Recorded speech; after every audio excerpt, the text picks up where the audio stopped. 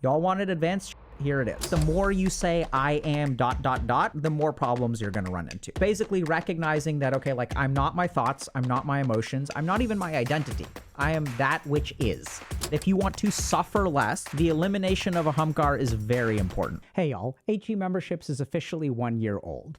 We asked our members which lecture they wanted to share with our general community, and the answer was overwhelmingly the series on ego. So please enjoy this gift from our members to y'all, the general community. Happy holidays, and I hope it helps. So today what we're gonna do is advanced perspectives on Ahamkara. Let's start with like sort of super big picture. So in the West, our model of the mind is based on people talking, and from talking, we get a extrapolation into thinking, right? So we have people like Freud or Jung who like listen to people talk, and based on what they said, they concluded certain things about their minds. In the East, we had direct observation of the mind, which we had in the West as well. So like Freud and Jung and people like that, they analyzed their own dreams and looked at their own thoughts. So it's not that there wasn't direct observation in the West.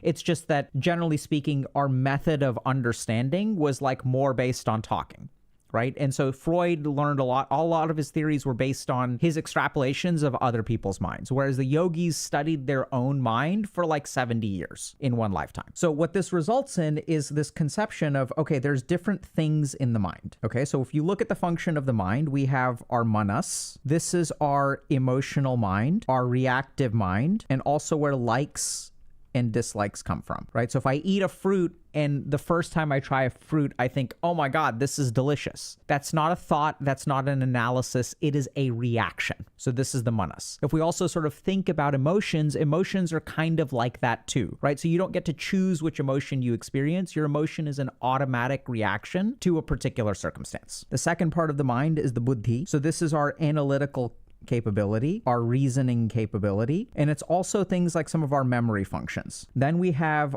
ahamkara. So what the yogis then noticed was, hold on a second. So we have thoughts and we have emotions, we have logic and we have analytical reasoning, but the mode of our logic can change, right? So sometimes my logic is very intact and sometimes my logic is very biased. What's the difference? So then what they sort of noticed is that there is a mode of operation of the mind, that there's something, there's variability between manas and variability between buddhi. And what is that thing that creates the variability? This is ahamkara. We'll get to this more over the course of this lecture. If y'all want to dive deep into the most important topics for our community, check out HE Memberships. So the first thing to understand is that there needs to be no outcome from small talk. This is a Vasana too. Your mind is Vasanas all the way down. So the key thing about detachment is not that you don't have wants, it is that your wants do not control you. Membership grants you access to monthly streams as well as a back catalog of a year's worth of content, in addition to quests and so much more. If you're interested, you can sign up for $10 a month at HealthyGamer.GG/memberships or click the link in the description below. Hope to see you there. So Ahamkara is the sense of I. And then if you sort of think about it, right, like even early on, like children will exist, but their Ahamkara won't be present. So if we look at something like an infant, it probably has thoughts, it certainly has emotions, but it doesn't have a sense of I, me, mine, right? And then when kids get a little bit older, when they get to be about 2, they start to develop this quality of possessiveness. And then as we continue to get older, we start to develop identities about ourselves. Now, I don't know if this kind of makes sense, but the buddhi just does logic and reasoning and thoughts, right? But it doesn't have a persistence to it. So we can analyze things one way, we can analyze things another way. We have this kind of thought, we have that kind of thought. But if you sort of think about the ahamkara, the sense of I is persistent and built up over time. So this is something that kind of builds up over time, which is very important. So manas doesn't build up over time. So our likes or dislikes, it's not like I love a banana like more and more and more every time I eat it, or I love a banana less and less and less every time I eat it. There's absolutely some element of, tolerance and things like that. So I may not enjoy the banana, but the manas doesn't accrete over time. So then the question kind of becomes, okay, how does ahamkara form? So this is where we get to the fourth part of the mind, which is samskara. And in our core lecture on Vedic psychology, we spend a lot of time talking about samskaras. So let's just do a super quick overview. So anytime I have an experience, that experience comes with some emotional energy, and then also can come with some buddhi activation. And depending on the balance of these two things, some of that emotional energy will get stored. So let's say I go swimming, or let's say like my parents teach me how to swim the hard way, which means they pick my ass up and they throw me in the pool. And then I'm floundering, I'm kind of almost drowning, and the experience is traumatic. So this results in some amount of emotional energy. And then they pull me out of the water, and then like I'm not panicking for my life anymore. And then I run inside the house, but the next time I see the pool, this emotional energy gets recalled and I can have a panic attack. Now I have a phobia of water. Does that kind of make sense? This is samskar. So as we sort of think about it, as we go through life, we accumulate samskars because we're not neutral after every experience, right? We don't return to true baseline. There's something that is left from each experience. So even if we talk about something like playing video games. So as I play a video game, oh my God, I played this game today. I had such an epic match. We made a comeback. I feel so good. I feel so amazing. That was so much fun. And then I get my alarm rings and I'm like, oh crap, I have to like go to my 7 p.m. final exam study session. So I go to my final exam study session. My mind stops thinking about the game, but unless I processed that emotional experience, that gets stored. And then the next day, as soon as I'm done with my final exam, that emotional energy, that wanting, that enjoyment from the game returns to my mind, and I want to play the game again. So this is the key thing to understand. So we have our mind, and it has stuff happening inside. And whatever stuff we process in the moment gets fixed, and whatever else doesn't gets stored. So as we go through life, we have all of these different experiences, some of which get processed, and some of which get stored. So this is what life is. This is the sequence of events. And then what happens is as we accumulate our combination of samskars, amongst other things, this is what results in identity. So if you sort of think about your identity is a storehouse of different perceptions, reactions, interpretations, logic, whatever, that gets activated at a particular time. So for example, like, when I'm taking a shower, I'm not like Dr. K, right? So like I'm just taking a shower and there is like literally no difference between me washing. I mean, you can say there's a physical difference, but you know, in that moment, if I'm washing my face and a prisoner is washing their face or a prince is washing their face, like the experience of washing your face is roughly the same. Let's assume that everyone has the same soap and the same water temperature and everything like that. There is no sense of me in that sort of experience. Then if we sort of think about it, the moment that I start streaming, I become Dr. K. So out of this storehouse of identity, my mind then reactivates these two things. And now I'm in Dr. K mode. My voice changes. After I'm going to be done streaming and my kids come home from school, then what's going to happen is I will activate a different Dr. K. So instead of talking like this, my mode of thinking will change. My emotional energy will change. My voice will change. So if you sort of think about it, like your sense of identity is highly variable in the sense that you activate it and you deactivate it. And so if we kind of think about, okay, which part of the mind does this relate to? These are essentially samskars. So now what we need to understand is that our ahamkara is a combination of samskars. Now, this is really important to understand because our ahamkara causes us all kinds of problems based on our samskars. And now what we're going to do is go a little bit to Western science and sort of explain how this works. Okay, so we're going to give you all a parallel system. In our brain, we have this thing called the default mode network. And the default mode network is super cool. It's basically what makes us human. So if you look at animals, forget about animals, let's say bacteria or amoebas. So I am a bacteria. And I've got all my pili out here, right? I have all my enzymes in here. And then what I sort of detect is, okay, there's green stuff. This tastes good. And there's red stuff.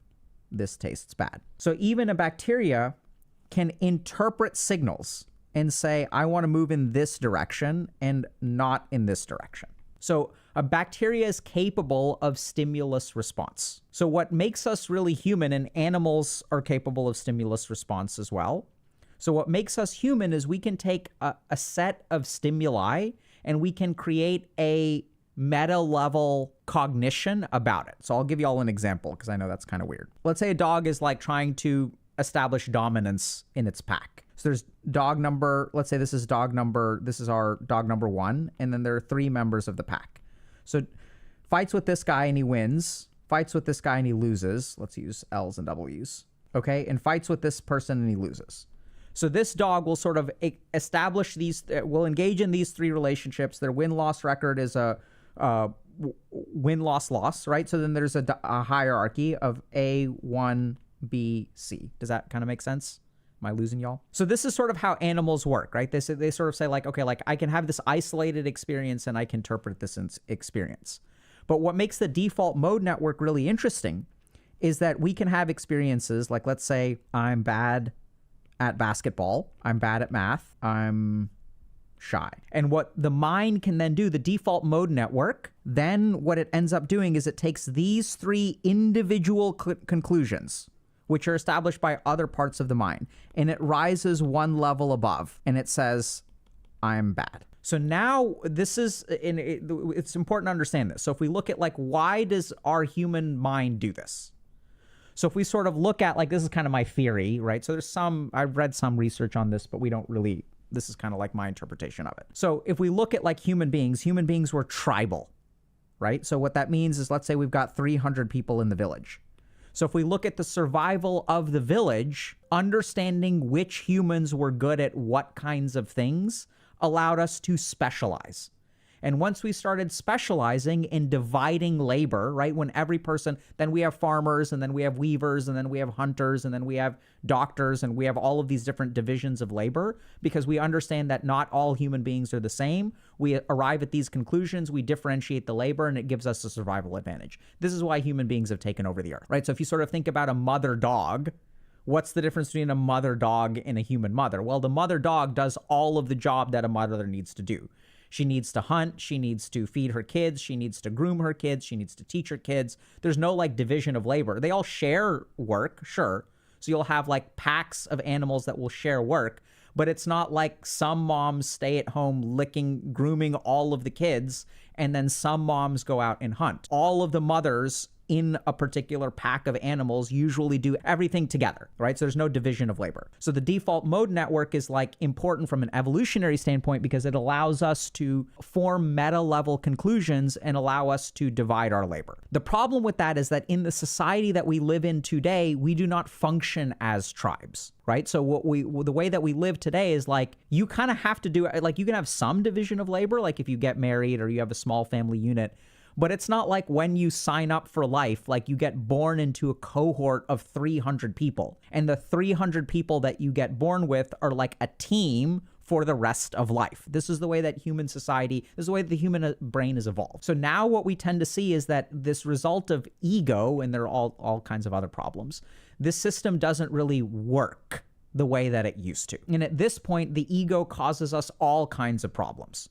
So it doesn't mean that the ego is bad, the Ahamkara is bad, but this is just kind of how it functions, okay? So the default mode network is able to form meta-level conclusions. And now how do we understand this from a Vedic perspective? So we're going to use, I guess, a different color for the Vedic perspective.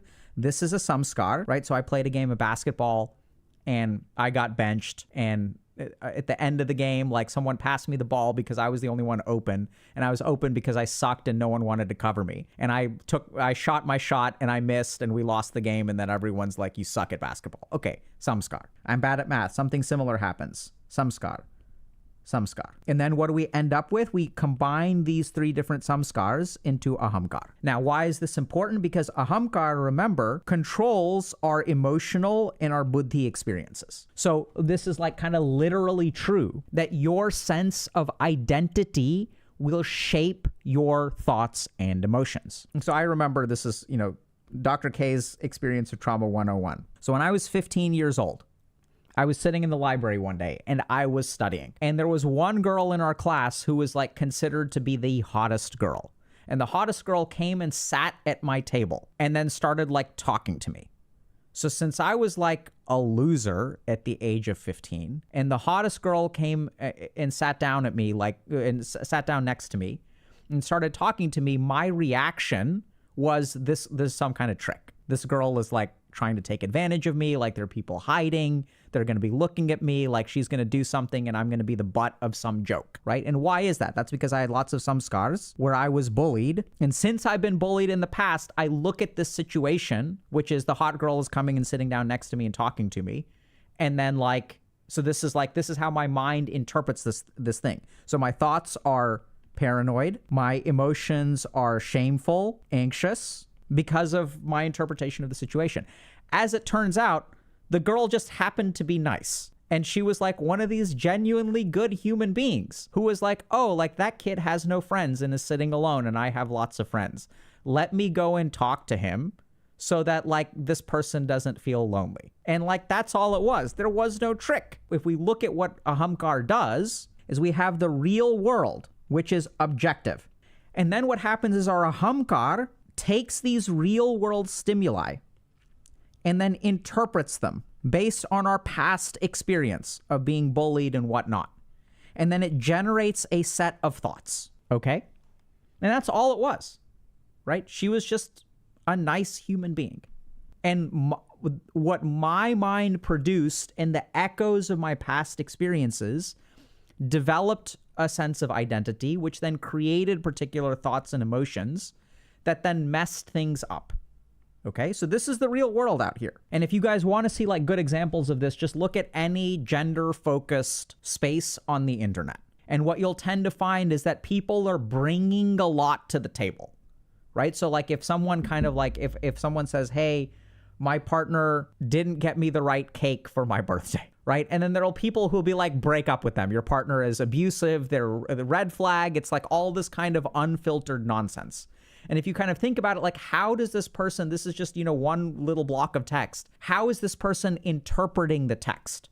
They're interpreting the text based on their own experiences, their Ahamkar, et cetera, et cetera. And we see that a lot in our community, right? So people will sometimes post for help. And then people will say, like, why don't you try this? And they'll say, that won't work for me, which is not necessarily wrong, okay? I'm not saying, like, so Ahamkar has a function for a reason. So it's not that it's completely false. It's based on your experience, and your experience matters.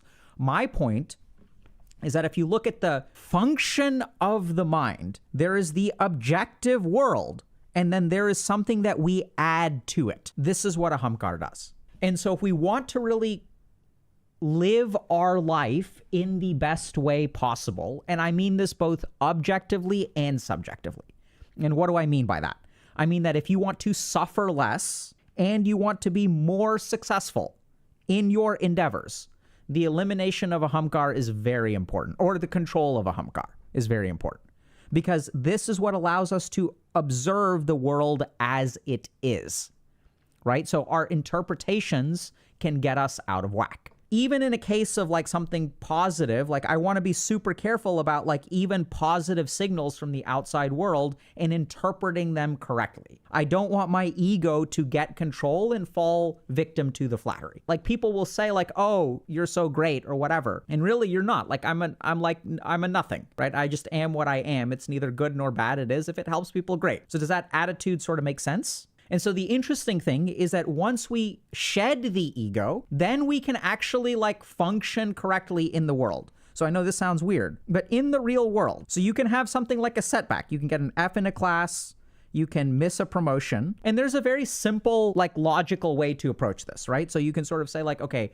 I missed the promotion. If I remove ego from the equation and I allow the fullness of my buddhi, unencumbered and completely objective, to analyze the situation, is there bias? Will I ever get promoted? Or do I need to look for a new job, right? And if we let ego get in the way, it causes all kinds of problems. Because let's say that we let ego get in the way and I say, oh, this person is biased. I'm amazing.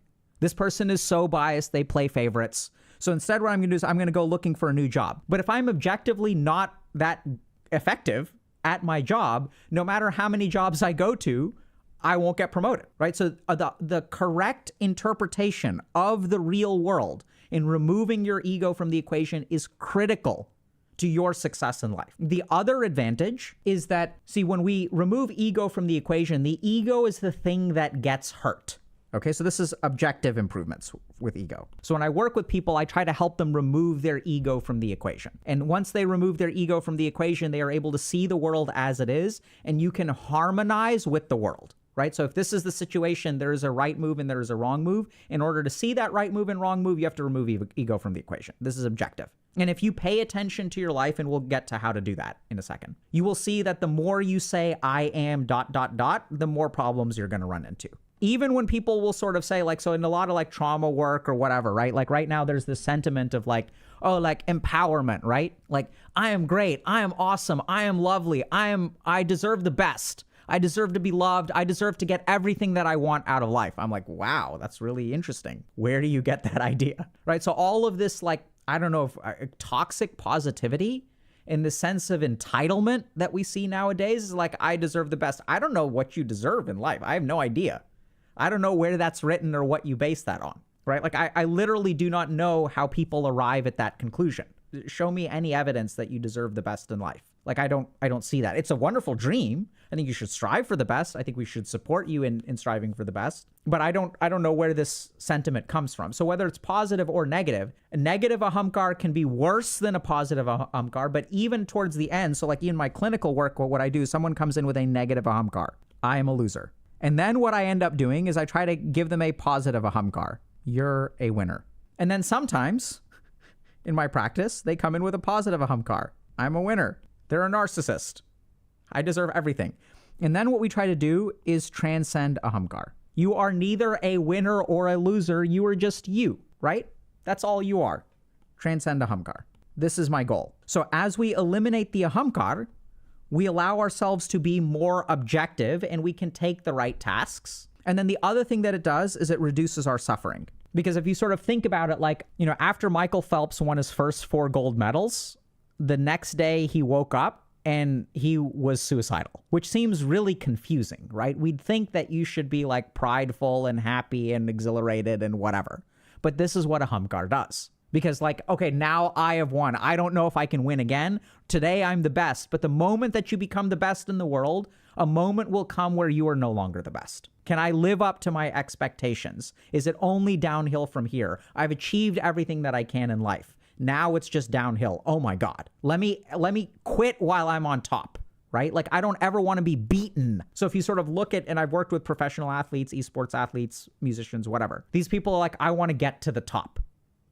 But if you sort of think about it, if you strive to get to the top and you achieve your goal, there's only one direction to go, which is down, which is like terrifying, right? And this is where, if you think about the top, what is the top? The top is a comparison to other people. So this is ahamkar, because remember that one of the functions of ahamkar is comparison. So if we look at better, worse, best, worst, in order to have this, I must have a sense of I'm here and someone else is here. I have to have an I, okay? So this is what's kind of weird. So as ahamkar enters the picture, it shapes our thoughts, it reduces our outcomes, like it doesn't end up doing well. There can be an improvement in outcomes, by the way. So if you're kind of moving from here to here, this can be an improvement. So we can see improvement from this phase to this phase. And then ultimately we'll see improvement from this phase to this phase too. And for the record, we're not recommending, or I'm not recommending the elimination of ahamkar completely. What I'm recommending is a control of the ahamkar. So it should not be in control of you. So it's okay to have some degree of pride, right? So that's okay. But the question is, are you in control of the pride, or is the pride in control of you? Are you in control of your ego, or is the ego in control of you? So now the question becomes, okay, Dr. K, you are saying that ahamkar should be controlled. Absolutely fine. So how do we do that? So now we're going to teach y'all some advanced concepts. So we're going to start with the basic concept. If we look at ahamkar is a combination of samskars, right? So like literally, if we look at the process of psychotherapy, if someone says, I am a loser, then what we do is we go back to their past, their traumatic experiences, and we therapize their traumas. And as we therapize their traumas, their I am a loser thought starts to disappear. Does that make sense? Very simple, right? We do therapy for trauma. And if you sort of look at like what happens in trauma, right? So we have all these experiences, like my parents are abusive, they're always yelling at me. And then what do I conclude as a child? I am bad. Because it's always my fault. My parents are always blaming me, always blaming me, always blaming me. And so as they always blame me, my ahamkar grows. I am a loser. My mind stops functioning properly, right? Because now it's controlling my buddhi and my manas. It's now controlling my logic. And if it controls my logic, I conclude that I really am a loser, right? This is why people with trauma don't realize that they're decent human beings. It's because the mind is not functioning healthily because the ahamkar is in control. So This is one thing that you can do, is you can work on the samskaric level.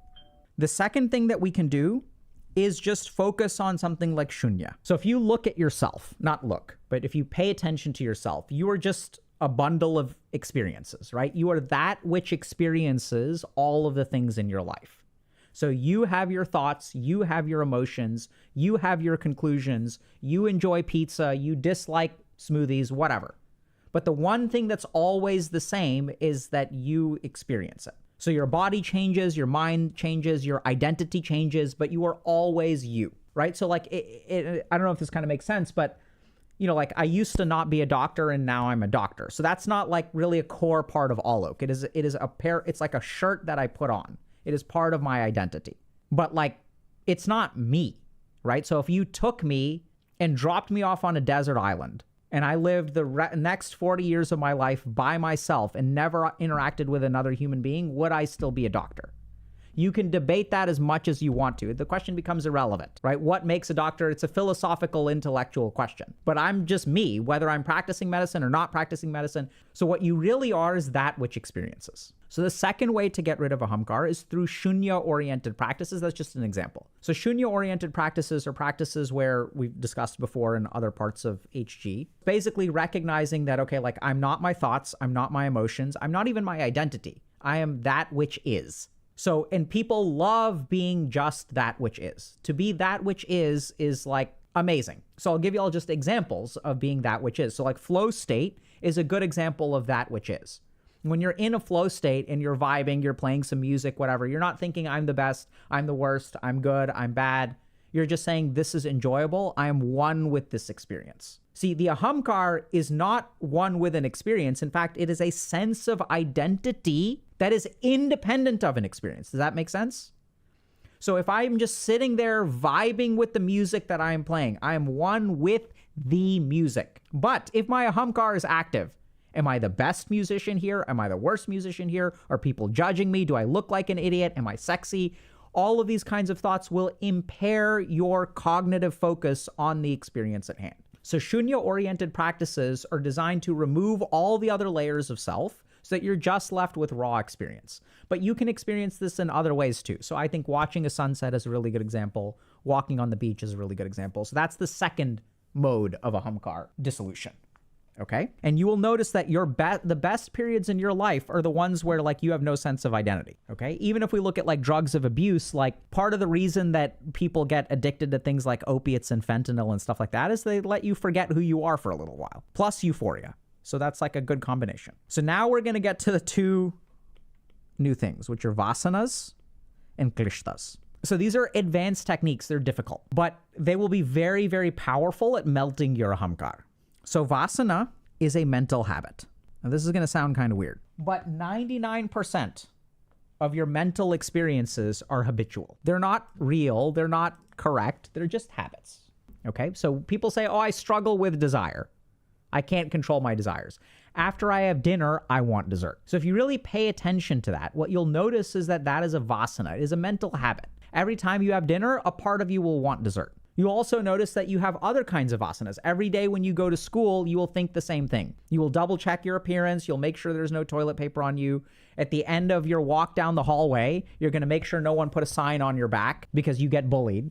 And so if you sort of look at like even the structure of your thoughts, the majority of them are habitual, especially if you're suffering. And people think this is the huge thing. People think, yeah, the reason I think this is because it is real. That is why my mind consistently thinks. That's not correct.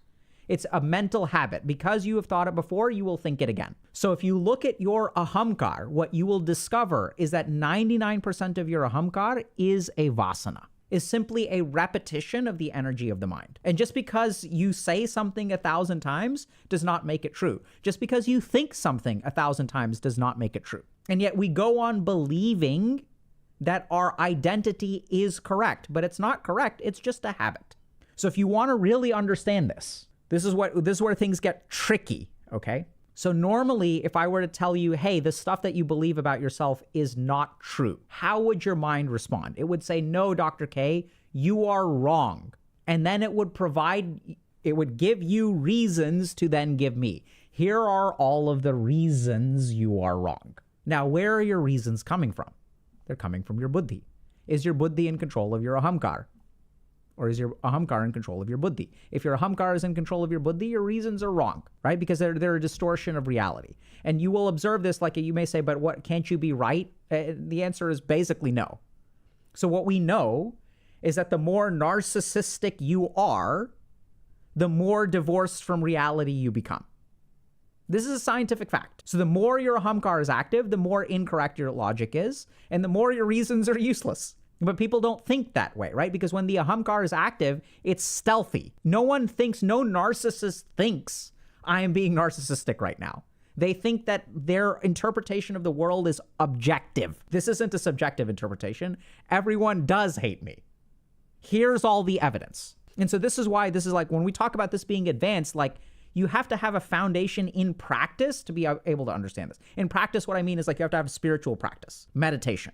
You have to be good at observing your mind in order to even realize this. Otherwise, you'll never get it. And I can say this intellectually, but you will have no awareness of it. It won't make sense to you. So what I want y'all to do is observe the habits of your mind. And what you will notice is like, it's fucking eye-opening that your desires, it's just a habit. And once you realize it's a habit, you will realize a couple of other things. The first is, if it's a mental habit, you don't even want it. It is an echo of a want.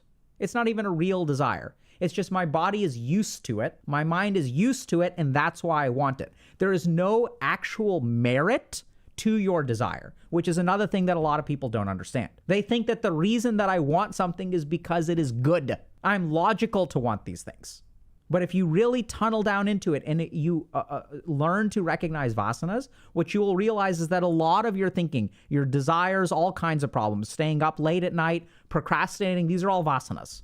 Because you've done it before, you do it again. And if you sort of think about it, right, people struggle with procrastination. What does that mean to struggle with procrastination? You can't struggle with procrastination unless you are doing it a lot. You don't struggle with procrastination once in your life and wake up one day and say, oh my God, I struggled with procrastination. My life is so hard. No, the people who struggle with procrastination struggle with it every day. And if it's every day, what is happening on the screen of your mind? It is a vasana. It is just a mental habit. I don't want to do this work right now. And you can do whatever kind of samskar-oriented work or therapy or whatever the fuck, like exploration, whatever. Forget about all that. This is what's cool about this methodology. It doesn't matter where the thought came from. You don't need to therapize anything. All you need to do is notice it as a habit. All you need to do is notice that this is an echo from the past. It is not actually a real thing that I need right now. It is something my brain and body, mind have gotten used to.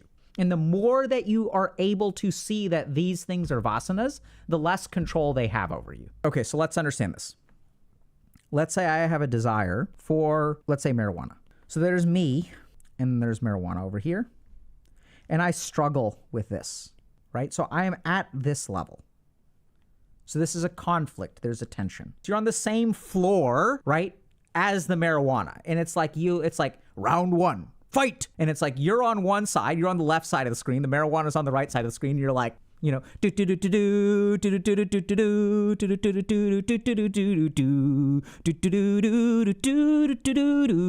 right? And then you're struggling with the marijuana. And sometimes you get KO'd and sometimes you KO the marijuana. But every fucking day, you wake up. So you're like existing over here, you're fighting. But if you recognize that this is a vasana, then you sit up here.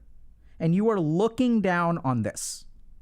You are an observer of now a Street Fighter 2 tournament. You're not actually involved. And then the cool thing is, like, this is where it gets weird from reality, right? But the interesting thing is that when you recognize, okay, like, this is just my mind wanting the marijuana today. And then what you can do is you can even ask yourself, am I going to win today or am I going to lose today? Which one will happen? It's really bizarre. Let's see if I can win today. Let's give it a shot. Can I control my mind or will I lose? And as you go through this process, I know it sounds weird. Y'all just really have to try it. Just observe as many vasanas as you can and just watch them. What you'll find is that, like, this stuff starts to melt away because you're over here, right? You're not on the same floor with the marijuana anymore. It'll start to sublimate your desire. You'll just struggle with it less. Now, the key thing to understand is that the strength of this opponent will make this easy or hard. If this is a very big MJ, then it's like it's going to like break into your floor anyway. So you have to start this with small desires or small mental habits. Like, okay, I get coffee. Like, first thing I do when I wake up in the morning is I get coffee. I make coffee. And the question is, okay, can you not do that? Can you just wait 15 minutes? Let's see.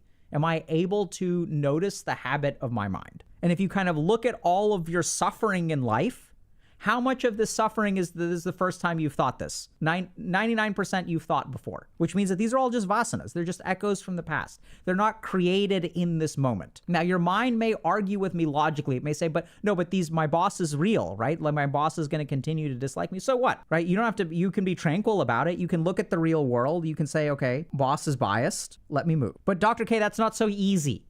Blah, blah, blah, blah, blah, blah, blah. And see, here's the problem. So I'm talking about what is in your mind. And the second I start talking about doing something out here, your mind will start to come up with all kinds of reasons. But I'm not worried about any of this shit out here. I'm not worried. I don't care whether it's viable or inviable or anything like that. That's not what we're not concerned about the real world. What we are focused on is what happens in your mind. And then you will notice it's vasanas all the way down. So this is the crazy thing. Dr. K, it won't work. Because reasons. Okay, now let me ask you a question. How many times has your mind told you it won't work because reasons? Holy shit, this is a vasana too, okay? This is a vasana. All of these reasons, how many of you had before? Is this the first time you came up with these reasons? No, this is a vasana too. It's all just a chain of echoes. An echo is not what exists in the present. It is an echo from the past. Your mind is vasanas all the way down. And the more that you begin to understand that these are vasanas, the more power you will have over them. Now y'all are going to say, but Dr. K, like, hold on a second. How does that work? Okay. Just observing it's a vasana, like, how does that actually cause me, like, that won't work. Like, I don't understand how that works. That's a vasana too. If you've tried it before and you've already arrived at a conclusion, wow, that's so interesting. You tried it before. Did you try it this way? Yeah, I tried it basically that way. Did you understand what you understand now? Not exactly, but I've tried it before. It doesn't work. That's a vasana. So this is what's tricky. And to understand that your mind is 99% vasana is very difficult. Y'all wanted advanced shit? Here it is. I don't expect it to be easy. So this is the kind of stuff that if you really want to crack your ahamkara, it starts with understanding, just look at what of this is habitual thinking. And if it's habitual thinking, we want to try to melt it away. Let us start to think based on our circumstances today instead of bringing things from the past. And this is where we get to the second part. So we're going to give you some help with that, which is klishta. So klishta means coloring. So what this sort of means is that the way they sort of thought about this is like, this is a pen. And so a pen is just a pen. It's not a good pen. It's not a bad pen. It's just a pen. It's just a chunk of plastic and metal and ink, okay, rubber. What tends to happen as we go through life is the world just is there, right? It's not good or bad or whatever. And then our mind attaches coloring to all of these objects. So this is not a good pen or a bad pen, but my mind will say, this is a good pen, this is a bad pen. It'll say, this is a worse pen. Because look, see how it's broken? This is a shit pen. Look at this low quality ink. It's like a wobbly little tip. It's not, the ink doesn't look good enough. So our mind goes through life, and these are just two hunks of plastic. They're not good or bad. They're just hunks of plastic. This one is a little bit flimsier than this one. This is a statement of fact. But then what my mind does is it colors the object. It starts adding all kinds of things. This is a shitty pen. And then if I get a shitty pen, then I feel unhappy. It's just two hunks of plastic. But my mind adds all of this coloring to it. You know, you don't see things as they are. Your mind attaches all kinds of meanings to them. So I'll give you all another example. Someone calls you a loser. So what does that mean if someone calls you a loser? Are you a loser? Now, here's the thing. When someone calls me a loser, what does my mind add to that? So in one scenario, I can say, oh my God, I'm such a loser. This person is so wise, or this person is a loser. My mind can fill this in with all, I knew it. I knew that was true. I was afraid that it was true. I believed that it wasn't true, but it turns out it is true. See, I knew it. I understood all along. This is all of the coloring that your mind adds, right? Whereas I could also say, like, how so? What is it that makes me a loser? Help me understand. If I'm a loser, okay, like, what does that mean to be a loser? Like, let's not add anything to it. Let's just, okay, a human being has called me a loser. They've said these words. That's all the reality of it is. It doesn't mean anything, right? And you will say, but no, but Dr. K, but like that has consequences. Because what if they're like a big content creator and they call you a loser, right? That means that their community, like, this is going to happen, this is going to happen, this is going to happen. That has real world consequences. Sure. So what? This community doesn't like me. So this will necessitate some real world response. right? So I can look at that objectively and I could say, okay, so like I guess I should prepare for some kind of, I don't know, like brigading in my chat. So be it. So if there's a brigading in the chat, I need to contact my mods. I don't need to be mentally untranquil because of this. I don't need to add, I am a loser, oh my God, it's happening again, or whatever, right? So I can objectively say, this keeps happening. My mind has observed that I'm doing something that is upsetting people. Let me understand what that is. So if we look at klishtas are things that we add. They're not inquiry, right? They're not like, let's understand what's going on. They're just stuff that we add to the table. And if you really pay attention to your life, what you'll find is that the real world is out there. And then klishtas is like most of your experience of life is what you add to the equation. So there are two things that y'all need to do. And the more advanced into meditation we get, there are some things that become like easy to execute and some things that require subtlety to execute. And we're getting to advanced stuff, which means it requires subtlety to execute usually. We'll give y'all a couple of tips. So this is what I want y'all to do. If you want to understand klishta, notice that there's all kinds of stuff in the world that exists. And notice what your mind adds to the equation. This is what you have to understand. That will also let you lean into Vasana. Because once you understand, okay, this is not the real thing, this is a production from my mind, then you will start to see that the coloring is one of the most habitual things that your mind adds. And even if we get to like samskar and stuff like that, you'll see that Vasana and Klishta are kind of like the mechanisms through which a samskar operates. So what is a samskar? It's a consistent level of Klishta that your mind adds. Every time I see a body of water, I feel fear because it's just a body of water. Can the body of water be dangerous? Sure. We're not saying that the danger doesn't exist, but your reaction to the body of water is not commensurate with reality because every body of water you see is not life or death. If you fall out of a plane and you see a body of water underneath you, then that's like a life and death situation, right? Like that's objectively life or death. But most swimming pools are not life or death. But that's not what how our mind reacts because it adds a coloring to the situation. It does not see the world as it is. That is klishta. And the second thing is that you will notice that most of your reactions in life are vasana. And so what we need to do is just observe. Have I had this thought before? Is this a mental habit? And if you guys want a really, really, really good way to engage with vasana, sit somewhere and do nothing for like an hour and watch what your mind does. Watch and then do it again tomorrow. And you watch how much of this is like habitual. Like, holy shit, my mind is just on autopilot all the time, all the time, all the time. And we'll even have people in our community who are like, I'm living my life on autopilot. They're even aware that the mental functioning there's no intention behind the mental functioning. The mental functioning is automatic. As you notice Vasana, as you notice Klishta, your power over Ahamkara will improve because Ahamkara is a combination of Vasana and Klishta. Right? So the Ahamkara is the coloring that you add to experiences. It is the narcissistic interpretation. So these are the two things that y'all should look at. And as you look at these two things, you may say, what does this have to do with Ahamkara? If Vasana and Klishta don't exist, Ahamkara will disappear. It can't stand. So as Vasanas go away and as Klishtas go away, Ahamkara it requires these two things to function. They're at a kind of a different level, but that's a conversation for a different day. Okay. When trying to work through negative ego, would you recommend people to first move to a positive ego before desiring it entirely? So I would say yes and no. So you don't need to, right? So let's understand something. A couple of things. The first is that all ego can be dissolved directly. And the goal is to have a small ego that you control. That's really the goal. And by small, the more control you have, the smaller your ego becomes. So those two things are actually like two sides of the same coin. The more in control of your ego you are, the smaller it is relative to you, right? So if I'm like a giant and there's like, a grasshopper that I have on a leash, like I can control the grasshopper. So in the same way, the more in control you are, the smaller the ego will be relative to you. So you can directly dissolve negative ego. In fact, we have studies that show that, right? So we know that, for example, like mindfulness practices will reduce narcissistic behavior. We know this. At the same time, the direct dissolution of ego is a difficult, slow, and subtle process. So if your ego is very, very powerful and it is very negative, it can be hard. It'll take a while to dissolve it.